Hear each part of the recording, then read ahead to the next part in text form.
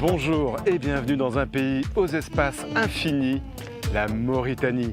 Par sa position géographique, la Mauritanie constitue un trait d'union entre l'Afrique du Nord et l'Afrique subsaharienne. Je vous propose de partir avec moi à la découverte de cet immense territoire, au paysage époustouflant, au patrimoine culturel étonnant et surtout à la rencontre des Mauritaniens, un peuple nomade, un peuple à l'hospitalité légendaire et aussi un peuple francophone.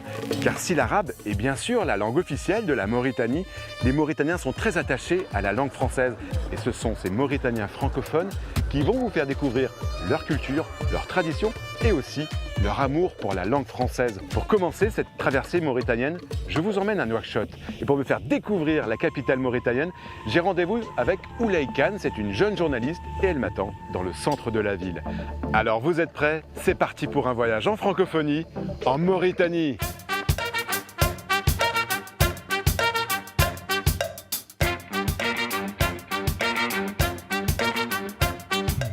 Bienvenue à Nouakchott.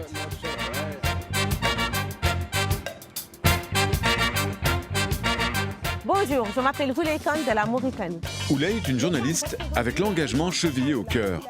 D'abord dans les sujets qu'elle aborde dans ses reportages, l'écologie, les violences faites aux femmes et aux filles ou encore l'accès à l'éducation. Avec son équipe, elle met en avant des acteurs sociaux et culturels qui veulent changer positivement la société mauritanienne dans tous ces domaines. Pour me faire découvrir sa ville et ses combats, Oulaye m'a donné rendez-vous dans un petit parc au cœur de Nouakchott. Bonjour Oulaye. Bonjour Ivan et bienvenue à Nouakchott, je suis ravie de t'avoir ici. Merci, tu sais c'est la première fois que je viens en Mauritanie et à Nouakchott. Pourquoi tu m'as donné rendez-vous ici? Déjà parce que j'aime bien ce parc, c'est un espace, j'ai l'habitude de faire mes interviews, mes reportages. C'est un espace très convivial, il y a beaucoup de verre, j'adore la nature, j'adore les arbres et tout, je travaille beaucoup dans l'environnement aussi. J'adore cet espace aussi parce que ça accueille les jeunes. On vient ici souvent pour partager des moments, lire un livre, tchatcher avec nos amis, rester en focus group avec nos amis et tout. Donc c'est intéressant ici, j'adore. Pour toi c'est important de t'engager auprès des jeunes? Oui, je suis super engagée auprès des jeunes. J'ai mis en place d'ailleurs une association qui s'appelle J'aime lire. Et c'est ma première initiative. Et l'idée, c'est de collecter des livres et de créer des bibliothèques dans les villages. Donc nous sommes à notre 7e édition. Et là, d'ailleurs, nous allons rencontrer une école intéressante où la majorité, c'est des filles. Je vais partager ma passion avec les jeunes étudiantes et en même temps, il y aura des échanges et tout. Et je t'invite à venir découvrir avec moi. Super.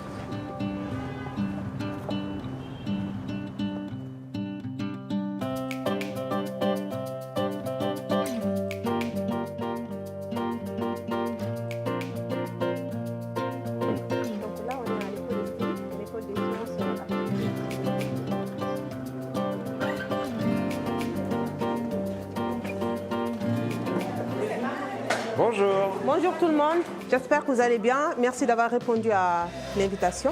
On va suivre ensemble une vidéo qui parle de moi et vous allez me donner des impressions, vos impressions sur cette vidéo, d'accord? Ben moi je vais regarder ton intervention. Oui, merci. L'idée de cette réunion est d'échanger sur les aspirations de la jeunesse mauritanienne. Avant cela, projection du documentaire « Construire demain », réalisé par Sem Film Productions, qui met en avant les voies du changement des jeunes Africains qui œuvrent pour un changement positif dans leur pays.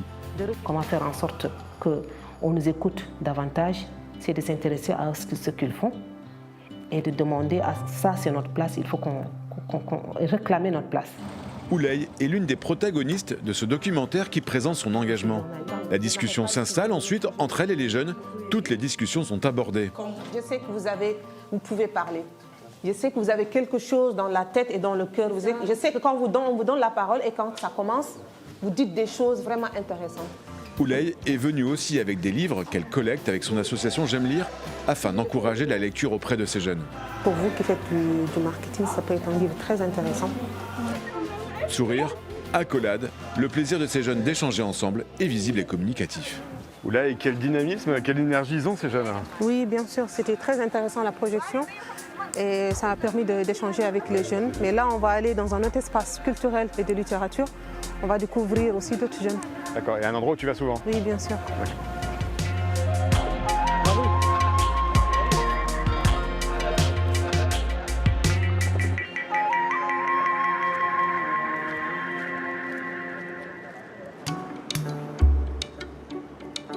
L'Institut français de Nouakchott a été créé en 1960. À l'époque, il s'appelait le Centre culturel français Saint-Exupéry.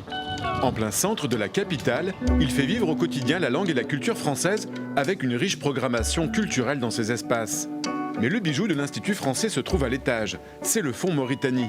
Créé à l'ouverture de l'Institut français, il propose 5000 documents, livres, journaux, photos et cartes exclusivement consacrés à la Mauritanie sur les 100 dernières années. Tout ici est classé selon des thématiques comme l'architecture, la musique ou encore la géologie. De nombreux ouvrages numérisés sont consultables sur le site internet de l'Institut français. Pour son directeur, Christophe Roussin, le Fonds Mauritanie est un trésor. Ce fonds Mauritanie, il est assez unique et il parle d'un pays qui a 64 ans d'existence. Donc c'est vraiment intéressant, sachant qu'il faut reconnaître aussi qu'il y a peu de documents qui sont bien conservés en dehors de ce qu'on peut voir ici. C'est très important pour tous les chercheurs et donc notre public étudiant qui vient en nombre ici, d'avoir cette ressource documentaire sur la Mauritanie, sur le Sahel en général. La spécificité du Fonds Mauritanie, c'est que les ouvrages ne sont pas empruntables. Voilà, il faut les consulter sur place.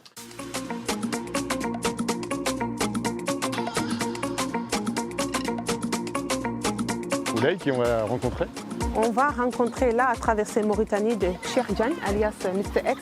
Mr. X. Qui est un slammer, un acteur culturel très imprégné dans la culture mauritanienne. Et puis, il va nous faire visiter un petit peu, traverser le Mauritanie.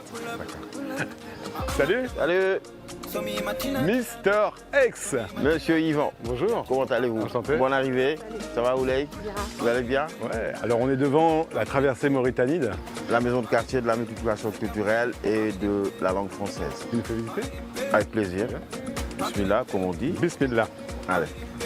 Alors là, on est à l'entrée, et dans ce que nous appelons la cour des savoirs.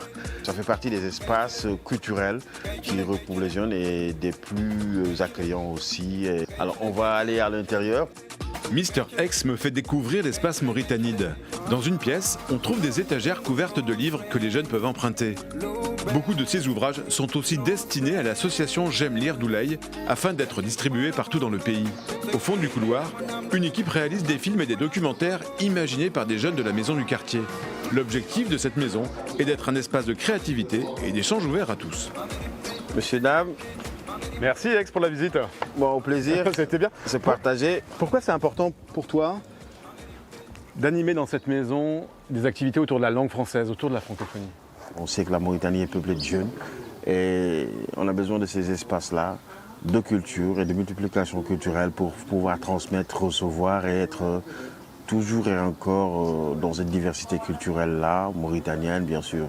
Alors je travaille beaucoup, quand je dis je travaille beaucoup, même en tant qu'animateur, présentateur, je suis à 80% dans la langue française et le reste dans les dialectes. Ça me permet aussi de traduire, cette langue me permet aussi de traduire ce qui se dit et se vit dans mes dialectes. Je vais quand même profiter d'avoir un slammer mauritanien en face de moi pour demander un petit slam, c'est possible? Alors j'ai encore pris ma plume, plié par des lacunes, les rimes me parviennent une à une. Ce soir, mon humeur est fade, mon cœur est malade, mes yeux se baladent, mes oreilles sont à Bagdad. Ce soir, il fait froid, mais je sue, je perds la voix, les brèves m'ont pendu. Oui, cette langue qu'est le français, c'est un vécu qu'est la francophonie. Je suis, je le reste, car c'est mon dû. Merci, Mr. Merci X. beaucoup, et merci beaucoup pour voilà, ces mots qui vont soigner des mots.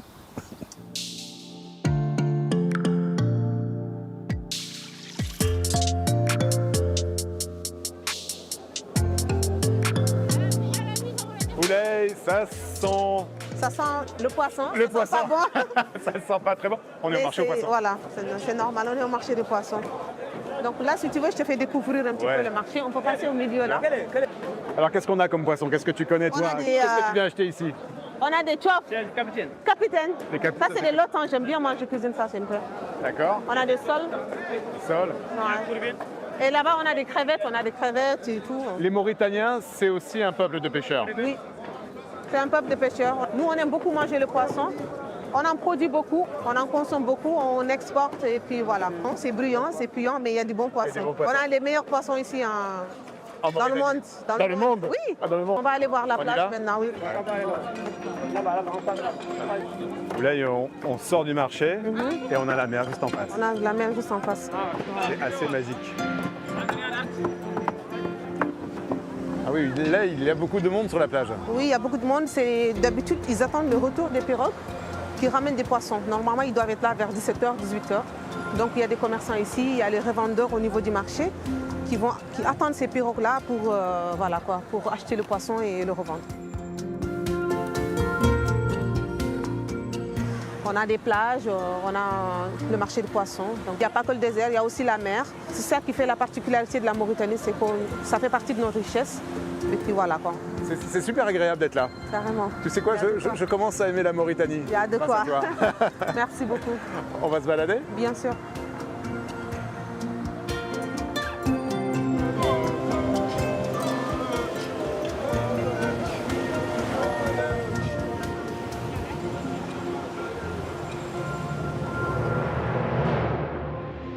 On est pas mal, Ouley, Oui. sur ta Très plage bon de ici. Nouakchott. C'est là? Je vais te demander pourquoi tu t'engages avec autant de passion dans la vie. Moi, je suis plutôt engagée et passionnée par tout ce qui m'entoure. L'actualité de chez moi, de ma communauté, de ma société, de ma famille. C'est ça qui inspire mes productions. C'est ça peut-être qui inspire mon engagement. Pour moi, je suis en train juste d'informer, souvent de sensibiliser, d'éduquer à travers mes sujets. Quelles sont les causes que tu souhaites le plus défendre? Je défends beaucoup les femmes, les jeunes filles. Je parle beaucoup d'éducation, je parle des droits des femmes, je parle de la scolarisation des jeunes filles. Pour moi, c'est des sujets importants qu'il faut prioriser dans un État, dans une nation. Pour moi, en tant que journaliste, je peux essayer de valoriser le travail qui est déjà fait, mais aussi faire un plaidoyer pour que tout ça change, pour qu'il y ait des lois pour les femmes qui les protègent. Qu'est-ce que tu aimes dans ton pays, la Mauritanie? J'adore la diversité des langues, des ethnies, des communautés, des cultures. C'est très particulier pour un pays d'avoir 4 communautés, 4 langues qui partagent ensemble le français. Pour moi, il n'y a pas plus riche que ça. Tu es aussi très engagé pour la francophonie ici. Quelle relation tu entretiens avec la langue française? J'ai toujours eu une belle relation avec la francophonie. Depuis toute petite, j'ai appris le français. J'ai grandi dans une ville où on parle le français. C'est une belle langue, c'est une langue très sexy. Et c'est une langue qu'on doit valoriser, même si c'est un butin de guerre. Il faut savoir la valoriser, la promouvoir. Aujourd'hui, si on faisait disparaître le français de la Mauritanie, moi je pense qu'on ôterait une des richesses de la Mauritanie parce que c'est une belle langue qu'on partage avec le monde, qu'on partage avec les francophones, les francophiles. Et ça crée un lien fédérateur avec les autres langues locales de la Mauritanie. Je suis Peul. Et ça crée un lien vraiment intéressant avec ma langue locale. Mais je voyais quand on est arrivé sur cette plage tout à l'heure que tu ressentais à chaque fois une émotion d'être là, dans ce lieu, sur cette plage devant la mer. J'aime bien cette partie de la Mauritanie, ou du moins de Nouakchott. On vient ici pour faire des courses, acheter, mais aussi pour se ressourcer avec la nature. La plage, c'est beau, respirer l'air pur, c'est bon pour la santé. Ouais. Donc ici, on est soi, on est... voilà quoi, j'aime bien. Si tu avais un mot pour définir ta ville de Nouakchott, ce serait lequel? Diversité, Et si tu avais un mot pour définir ton pays, la Mauritanie, ce serait lequel? l'unité. On promeut l'unité dans tout ce qu'on fait. Dans nos productions en tant que journaliste, dans nos productions en tant que personne lambda, dans tout ce qu'on fait au jour le jour, on promeut l'unité en Mauritanie.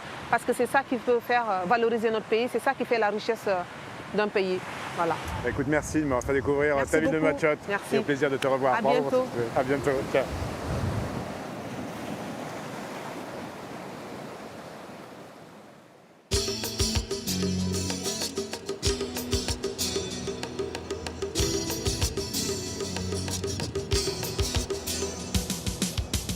Je vous emmène maintenant dans l'un des plus beaux endroits de la Mauritanie, le parc national du Ban d'Arguin. Et pour me faire découvrir ce paradis écologique, j'ai rendez-vous avec Nami Salihi, c'est le directeur du parc. On est à peu près à 3 heures de route de Nouakchott, le long de l'océan Atlantique. C'est parti.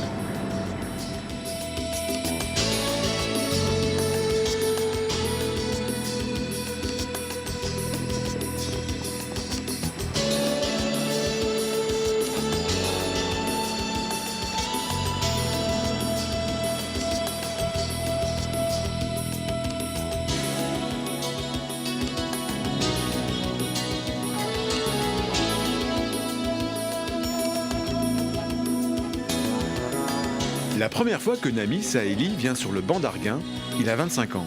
Étudiant en archéologie, il décide de faire sa thèse sur l'origine du peuplement préhistorique dans cet ensemble de bancs de sable qui est aujourd'hui l'une des plus grandes réserves naturelles d'Afrique. Après avoir terminé sa thèse en français à Aix-en-Provence, il poursuit une grande carrière de chercheur, puis devient le conservateur national du patrimoine et de la culture de la Mauritanie. Il y a quelques mois, Nami vit un retour aux sources. Il est nommé directeur général du parc national du banc d'Arguin, un site inscrit au patrimoine mondial de l'UNESCO.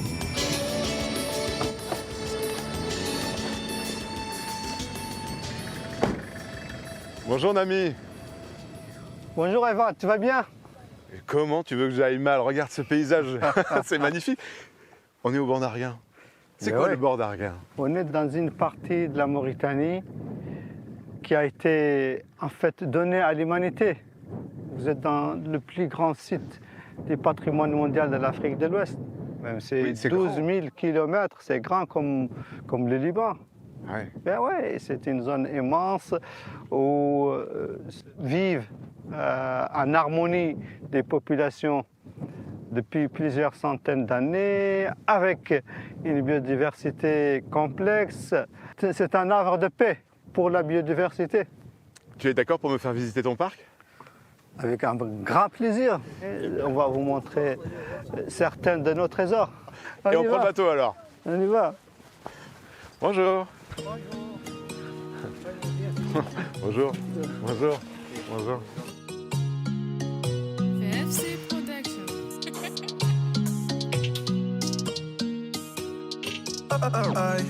Money cash. I saw her daddy money sur le gâchis Khalis Lake.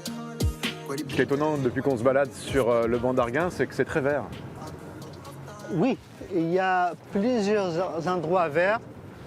Ils sont très importants pour plusieurs raisons. La première, c'est que c'est les endroits où vivent et se nourrissent les centaines de milliers d'oiseaux, dont une bonne partie vit de façon permanente sur les îles du banc d'Arguin. La spatule blanche, par exemple, c'est une espèce endémique qui vit particulièrement au banc d'Arguin. Sinon, ces herbiers jouent une fonction très importante, c'est la séquestration du CO2. Du carbone? Oui. Et à quoi ça sert alors? Tout le CO2 que vous avez dans l'air, c'est lui qui est responsable du réchauffement de la Terre. Donc en fait, ce que tu me dis, Nami, c'est que grâce au banc d'Arguin, on respire mieux sur la planète. C'est ça le mot. Grâce aux herbiers marins, des algues et de la mangrove qui vivent dans le banc d'Arguin, on contribue considérablement à la lutte contre la pollution, à la lutte contre les gaz à effet de serre. C'est ça une des contributions très importantes, je dirais stratégiques, du banc d'Arguin et de la Mauritanie dans l'engagement mondial de lutte contre les gaz à effet de serre.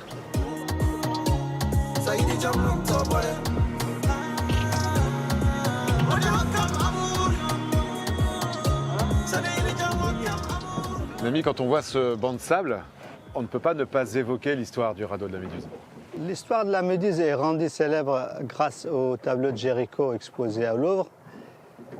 C'est lié au bateau frégate de la Méduse qui partait pour Saint-Louis, qui s'est échoué dans le banc d'Arguin sur un banc de sable. Et là commence donc l'histoire de ce radeau qui a été construit pour sauver une partie des personnes qui se trouvaient à bord de la frégate. Et finalement, des personnes commençaient à manger les personnes qui meurent. C'est devenu donc une histoire d'anthropophagie assez célèbre. On a retrouvé des bouts d'épave de la Méduse. Bien entendu, c'était en 1988, il y a eu une campagne d'archéologie sous-marine pour découvrir cette épave. Quand tu disais tout à l'heure que c'était un trésor de l'humanité, c'est parce que les humains vivent depuis des millénaires ici. Et les populations qui vivent actuellement sont vraiment des descendants de plusieurs siècles de vie humaine sur le banc d'Arguin. C'est des populations qui vivent en harmonie avec le milieu. Les 9 villages de pêcheurs traditionnels contribuent de façon efficace pour la conservation, la gestion de ce site.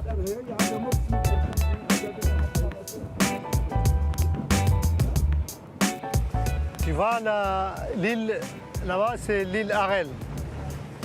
L'île d'Arel, elle est un peu le refuge des oiseaux qui étaient là pendant la marée basse. Quand la marée devient de plus en plus haute, les oiseaux qui étaient posés sur la vasière, sur les herbiers, regagnent l'île. Et facilement, tu peux trouver des dizaines de milliers d'oiseaux de différentes espèces en fait. Les oiseaux qui vivent de façon continue ici et les oiseaux aussi qui viennent des migrateurs, quoi. Bah oui, Nami, on voit qu'ils se dépêchent. Ils se dépêchent, ils se dépêchent.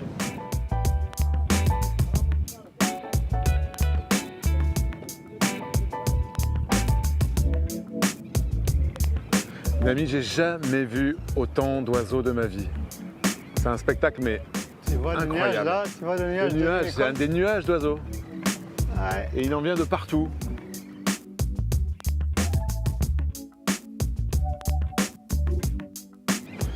Nami, qu'est-ce que tu ressens quand tu vois un spectacle pareil?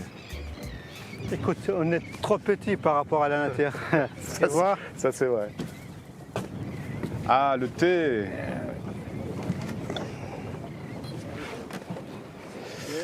Merci. C'est une tradition ça, Ouais. en Mauritanie. Toujours le thé. Shukran, merci. Barakallah. J'ai vu aussi que le pélican, c'est le symbole du parc. Ouais, c'est un oiseau quand même emblématique. Et il y en a plusieurs milliers de pélicans qui y vivent. Vous savez, un pélican, ça mange au moins 7 kg par jour. De poissons. Ouais. Et quand vous regardez, en fait, le nombre et la variété d'oiseaux qui sont là, cela veut dire que le milieu est en bonne santé. Le parc ne protège pas seulement les oiseaux, protège aussi les poissons. Le parc est stratégique pour la régénération de la ressource halieutique en Mauritanie et dans toute l'Afrique de l'Ouest, dans toute cette zone. En réalité, ici, naissent, se reposent et se régénèrent les espèces de poissons qu'on pêche un peu partout en Mauritanie et ailleurs.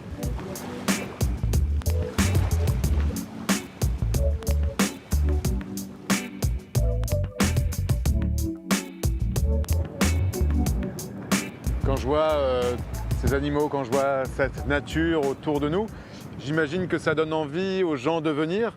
C'est quelque chose que vous souhaitez développer, le tourisme, ici au Banc d'Arguin? Nous souhaitons plutôt organiser un tourisme écologique, des groupes de personnes intéressées par les zones protégées. Et nous avons plusieurs écologes que le parc a mis à la disposition de coopératives villageoises qui gèrent très bien ces écologes. Et ils reçoivent bien entendu des groupes de touristes avertis, on va dire. Parce que quand même c'est une zone protégée, c'est une zone très sensible. Pour vous donner un seul exemple de défi que nous avons au quotidien, c'est la quantité de déchets qu'envoie la mer sur les îles et sur le littoral. Ça, c'est un véritable défi pour nous que nous devons gérer de façon quotidienne. Sinon, l'endroit risque d'être pollué. C'est un combat permanent.